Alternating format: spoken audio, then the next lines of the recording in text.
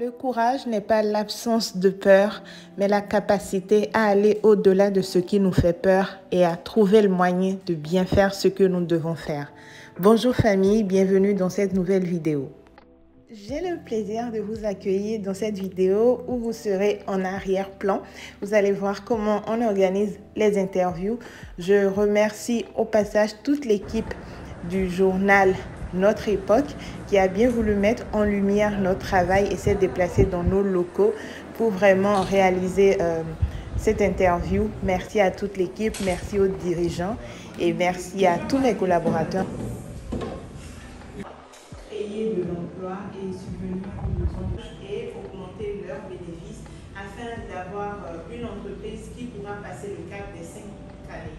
Parce que nous constatons que la plupart des entreprises ne passent pas le cap des 5 années et à chaque fois, c'est un éternel recommencement.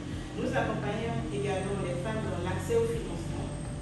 Comment avoir les financements dans les institutions bancaires. Aujourd'hui, nous avons plusieurs programmes comme l'AFD, comme la Banque africaine de développement, qui accompagnent les femmes sur le terrain et facilitent l'accès au financement. Et nous, en amont, nous aidons les femmes à mieux structurer leurs projets pour pouvoir être éligibles à ces financements.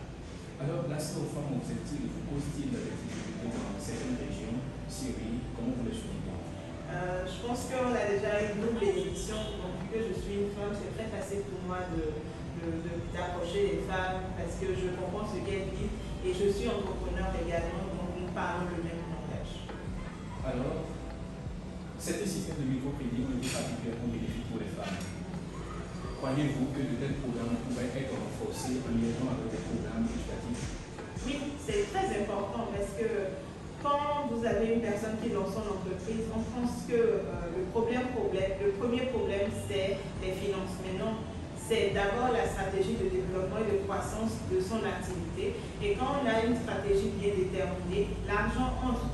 Et donc aujourd'hui, il est important de mettre l'accent sur la formation et l'accompagnement. Les finances, oui, mais il faut pouvoir accompagner ces structures-là. Et c'est pour ça que je suis vraiment contente quand même pour tout ce qui se fait au Bénin. Nous avons par exemple la DEJ, qui est l'agence de développement entrepreneurial des jeunes, qui depuis 2 ans a initié plusieurs programmes pour renforcer la capacité des femmes, avec un focus sur les femmes entrepreneurs vivant avec des handicaps. Et tout ça accompagne vraiment la création de richesses dans notre pays et donne vraiment plus confiance à ces femmes entrepreneurs-là pour qui c'était vraiment un chemin de combattant de trouver des finances et de l'accompagnement. Les femmes, nous accompagnons et les femmes et les hommes. Aujourd'hui, on parle d'égalité des chances et donc nous ne pouvons pas discriminer les hommes et dire que nous nous concentrons uniquement sur les femmes. Jusque nous accompagnons un nombre beaucoup plus élevé de femmes que d'hommes, mais nous accompagnons en moyenne au moins 30% dans nos portefeuilles. Pensez-vous que le gouvernement font assez pour renforcer la participation des femmes dans les instances de prise de décision, notamment dans les domaines économiques et politiques? Je pourrais parler du domaine économique parce que c'est ce que je maîtrise, mais oui, parce que quand nous voyons le leadership déjà de nos gouvernants, nous voyons beaucoup de femmes à la tête de plusieurs institutions. Je suis dans la finance et le digital. Quand nous prenons le ministère du Commerce, nous voyons qu'il y a une femme. Nous prenons le ministère des Affaires sociales, également une femme. Le ministère du numérique, une femme et plusieurs autres ministères. Le fait de voir ces femmes-là à la tête de ces ministères nous conforte et nous savons en tant que partenaires techniques que nous pouvons être écoutés et que ces femmes-là peuvent mieux comprendre nos craintes et les problèmes que nous réalisons pour trouver ensemble des solutions adaptées aux femmes. Et quand nous prenons le ministère du numérique aujourd'hui, plusieurs programmes en découlent. Nous avons les programmes de la GIZ pour le renforcement de capacité dans le numérique des femmes, le programme de ENADEL 8, la communauté Women in Tech au Bénin, qui également lance des programmes pour l'initiation numérique des jeunes filles dans les zones rurales. Autant de programmes soutenus par la politique de nos gouvernements. Et quand il s'agit de parler de la représentativité de la femme dans la gestion de la chose publique et son cabinet inexistant, pourrait-on dire que ce phénomène est lié au nombre de modèles? Entre autres, oui. Et c'est pour ça aujourd'hui plusieurs programmes sont mis en œuvre. Vous allez voir récemment, il y a le programme, si je ne me trompe pas, 115L de l'UNICEF en partenariat avec plusieurs organisations qui proposent 115 mentors qui sont des femmes qui vont accompagner chacune une jeune fille béninoise de 18 qui a entre 18 et 25 ans. Et parmi ces 115 mentors, vous avez des ministres, vous avez des députés, vous avez des commerçantes, vous avez des femmes leaders. Tout ça pour montrer aux jeunes filles aujourd'hui qu'il est possible de rêver grand et qu'il ne faut pas limiter ses rêves. Et avec ces modèles-là, les femmes pourront vraiment développer leur plein potentiel et pouvoir se surpasser.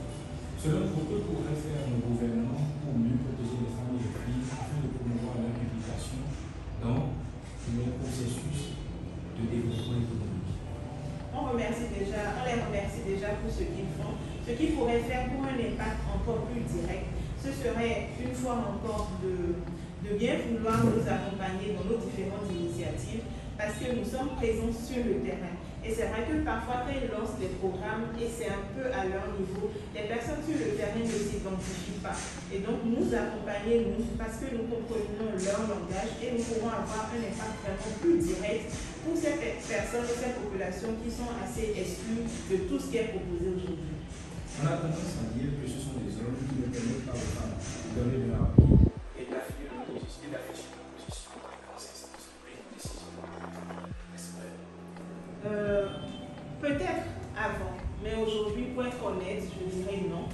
Parce que nous avons, si les femmes aujourd'hui arrivent à faire tout ce qu'elles font, c'est surtout grâce à ces hommes-là qui les encouragent, qui les soutiennent, qui les motivent et qui sont prêts à faire des consensus quand même. Parce que quand vous travaillez, vous avez des responsabilités à l'extérieur, vous avez tendance à rentrer tard, parfois la famille en pâtit un tout petit peu. Et je pense que si ces hommes-là n'étaient pas là pour nous soutenir, ça ne serait ce cas. Une fois encore, si je reviens sur l'exemple de l'ADEJ, l'entrepreneuriat des jeunes, M. Kende Akoma, il fait beaucoup pour l'entrepreneuriat des femmes et il n'hésite pas à nous soutenir pour toutes les initiatives de renforcement et d'accès au financement que nous lançons pour le bien des femmes. Alors, nous voilà, nous sommes déjà à la fin, comme il y a des questions. En tant que femme, quel était votre plus gros et grand défi au cours de votre vie? La vie est faite de challenges, rien n'est facile, mais rien n'est difficile. Quand on a la volonté et qu'on se fait bien entourer par d'autres personnes qui ont fait le chemin avant nous, on rencontre des difficultés mais qui ne sont pas insurmontables. Donc je ne peux pas dire voilà telle difficulté que j'ai eue parce que grâce à Dieu, j'ai pu trouver des personnes qui ont su m'accompagner pour en faire aujourd'hui des opportunités et les surmonter. Merci beaucoup. Nous sommes déjà là. C'est vrai. Je vous remercie d'avoir suivi cette vidéo. Si vous avez des questions par rapport à la croissance de votre entreprise, n'hésitez pas à les poser en commentaire. À bientôt!